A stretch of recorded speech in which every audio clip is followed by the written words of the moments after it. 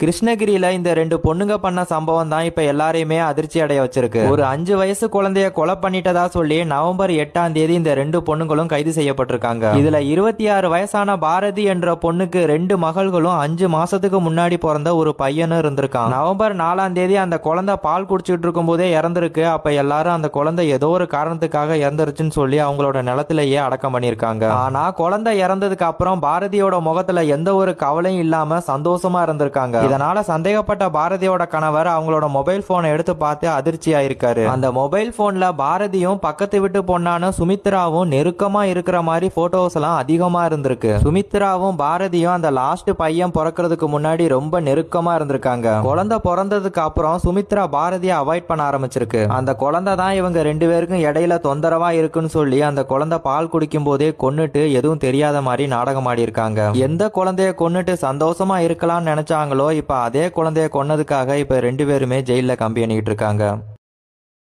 Download ShareChat.